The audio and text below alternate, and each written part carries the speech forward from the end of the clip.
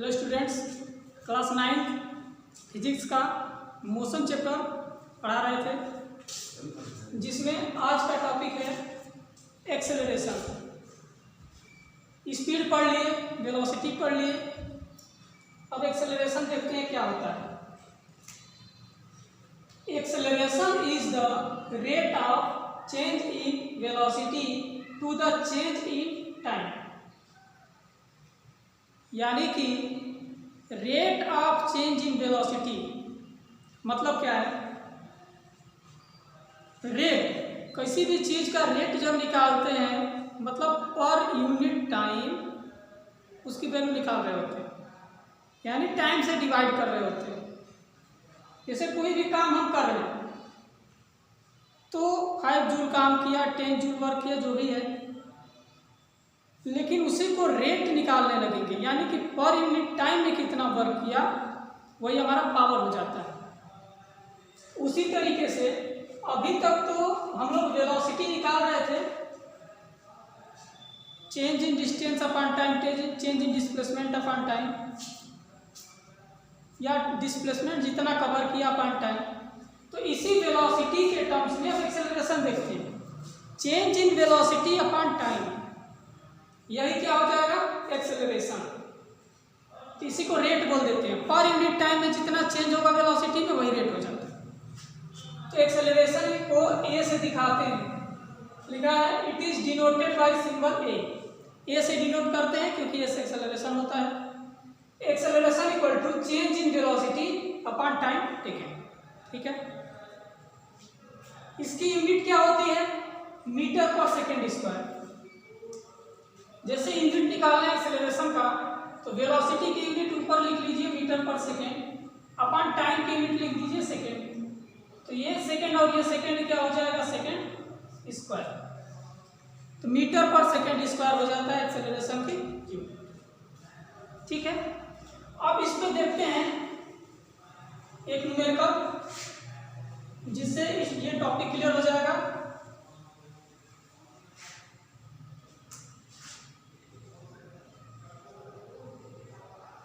तो देखिए पहला न्यूमेरिकल है, a toy car accelerates from 3 metre per second to 5 metre per second, what is its acceleration. Question कह रहा है कि टॉय कार है जो एक्सेलरेट कर रहा है। एक्सेलरेट होना मतलब क्या, वेलोसिटी का इंक्रीज होना। आप बाइक चलाते हैं तो एक्सेलरेट कराते हैं, जिससे क्या होता है, उसकी वेलोसिटी या उसकी स्पीड क्या होती है, बढ़ती है। तो यहाँ भी बढ़ रहा है 3 metre per second to 5 metre per second, तो वेलोसिटी आपकी बढ़ रही है। व्हाट इज इट्स एक्सेलरेशन, अब एक्सेलरेशन कितना है, उसकी वैल्यू क्या है वही बताना है। एक्सेलरेशन है change in velocity. Change in velocity को लिख सकते हैं फाइनल वेलोसिटी, जिसको v से डिनोट करते हैं, और इनिशियल वेलोसिटी जिसको u से डिनोट करते हैं, अपॉन टाइम t। v कितना है 5, 3 से 5 हो रहा है ना, तो फाइनल 5 हो गया और इनिशियल 3, और टाइम कितना ले रहा है, a toy car accelerates from 3 metre to 5 metre per second in 1 second, लिख देते हैं 2 सेकेंड। देन बताना है what is its acceleration. Time छूट गया था 2 सेकेंड में, ठीक है। तो 2 सेकेंड में अगर है तो t इक्वल टू क्या लिख देंगे, 2। 5 माइनस 3 2 अपॉन 2 कैंसिल हो जाएगा, 1 मीटर पर सेकेंड स्क्वायर। इसकी यूनिट जो थी मीटर पर सेकेंड स्क्वायर थी, इसलिए इसको डिनोट करने के लिए 1 मीटर पर सेकेंड स्क्वायर का यूज करेंगे। तो एक्सेलरेशन आ गया हमारा 1। एक्सेलरेशन का टॉपिक कंप्लीट हो गया, यानी सारी चीज़ों के बारे में धीरे धीरे हम लोग पढ़ लिए हैं। शुरू किया था डिस्टेंस से, डिस्प्लेसमेंट से, स्पीड, वेलोसिटी, और अब जाके एक्सेलरेशन। इन सारी क्वांटिटीज को मिला के कुछ इक्वेशंस बनाए गए हैं, उन इक्वेशंस को देख लेते हैं क्या है। v equal to u plus at, यह है पहला इक्वेशन। दूसरा इक्वेशन है s equal to ut plus half at²। और तीसरा इक्वेशन है v² u² प्लस 2s। यहाँ पे किस साइन को क्या बोलेंगे, किसको, किसका मतलब क्या है यहाँ पे, तो v इक्वल टू v क्या है, फाइनल वेलोसिटी, u क्या है, इनिशियल वेलोसिटी, a क्या है, एक्सेलरेशन, a हमारा है एक्सेलरेशन, t क्या है, टाइम, और s है